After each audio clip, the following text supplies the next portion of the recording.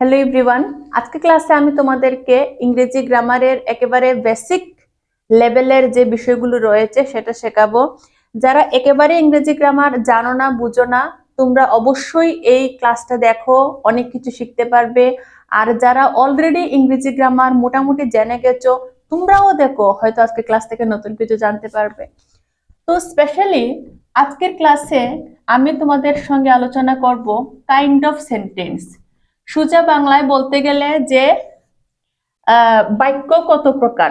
আমরা শিখেছি বাংলা গ্রামারে বাক্য কত প্রকার ও কি কি। তো বিভিন্ন ধরনের বাক্য, যেটাকে ইংলিশে বলা হয় কাইন্ড অফ সেন্টেন্স, এ সম্পর্কে আলোচনা করব। ইংরেজিতে 5 প্রকারের সেন্টেন্স আছে। একটা হচ্ছে assertive sentence, interrogative sentence, imperative sentence, objective sentence এবং এমফ্যাটিক সেন্টেন্স।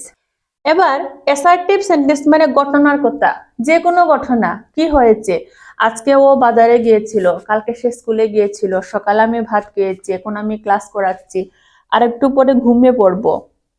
নর্মাল কথা, নর্মাল কথাবার্তা। হ্যাঁ, তো এই নর্মাল যে ঘটনাগুলি ঘটছে, এগুলো, এই ধরনের সেন্টেন্স আমরা যখন বলি, এগুলিকে বলে অ্যাসার্টিভ সেন্টেন্স। তারপর আসছে ইন্টারোগেটিভ। ইন্টারোগেটিভ সেন্টেন্স মানে প্রশ্ন জিজ্ঞাসা করতে আমরা যে বাক্যগুলি বলি। যেমন তুমি কোথায় গিয়েছিলে, হ্যাঁ, হোয়ার ওয়ার ইউ গো, অথবা হোয়ার ডিড ইউ গো। এইভাবে তুমি জিজ্ঞাসা করতে পারো। হ্যাভ ইউ ইটেন ফুড, তুমি খাবার খেয়ে নিয়েছো। হ্যাভ ইউ স্লেপ্ট, সে কি ঘুমিয়ে পড়েছে। তো এইভাবে যখন তুমি কাউকে কোনো প্রশ্ন করবে, এই প্রশ্নবোধক সেন্টেন্স গুলিকে বলে ইন্টারোগেটিভ সেন্টেন্স। ঠিক আছে। তারপরে ইম্পারেটিভ। ইম্পারেটিভ সেন্টেন্স মানে যে সেন্টেন্সে তুমি কাউকে আদেশ দিচ্ছ, এই যা তো এক গ্লাস জল নিয়ে আয়, হ্যাঁ, এই যা তো ফ্যানের সুইচটা বন্ধ করে দে। কাউকে আদেশ দিচ্ছ বা কাউকে অনুরোধ করছো, প্লিজ একটু আমার কাছে বসো, প্লিজ আমাকে পড়াটা শিখিয়ে দাও, প্লিজ আমাকে অঙ্কটা বুঝিয়ে দাও, কাউকে অনুরোধ করে বলছো। অথবা যখন কাউকে উপদেশ দেবে, যেমন রৌদ্রে দৌড়ঝাঁপ করবে না, হ্যাঁ, জলের মধ্যে বেশি সাঁতরাবে না, জ্বর আসবে, ঠিক আছে, বেশি লাফালাফি ভালো নয়, বেশি চিৎকার ভালো নয়, এগুলো উপদেশ দিচ্ছ। এই যে আদেশ করছো, অনুরোধ করছো, কাউকে উপদেশ দিচ্ছ, এই ধরনের সেন্টেন্সকে বলা হয় ইম্পারেটিভ সেন্টেন্স।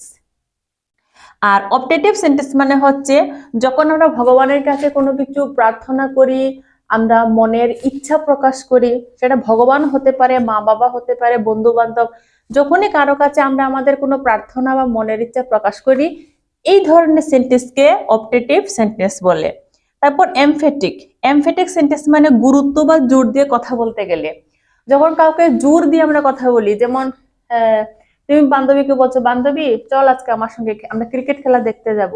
বান্ধবী বলছে না, যাবো না, আমার ইচ্ছে করছে না। তুমি জোর দিয়ে বলছো, আরে চল না, চল চল চল।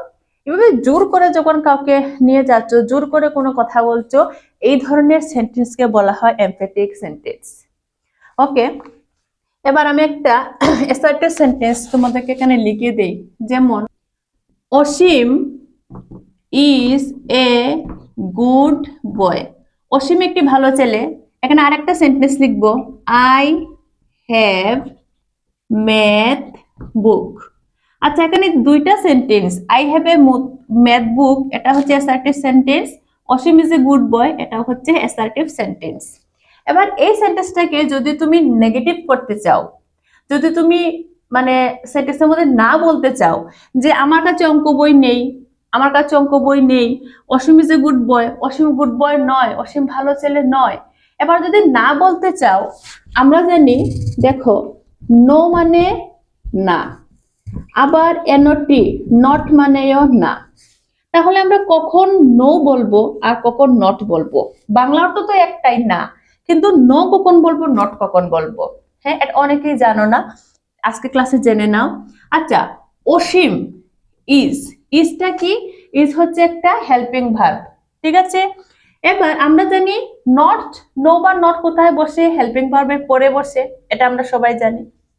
তাহলে এই যে আই হ্যাভ, এখানে নো বলবো নাকি নট বলবো?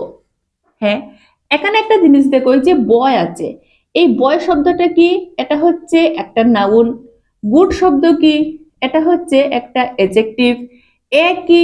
এ হচ্ছে একটা আর্টিকেল। যদি কখনো কোনো নাউনের আগে কোনো আর্টিকেল থাকে এবং সেই সেন্টেন্সটাকে আমরা নাবোধক করতে চাই, তখন আমরা এই হেল্পিং ভার্বের পরে নট বসাবো। ওকে, বোঝা যাচ্ছে?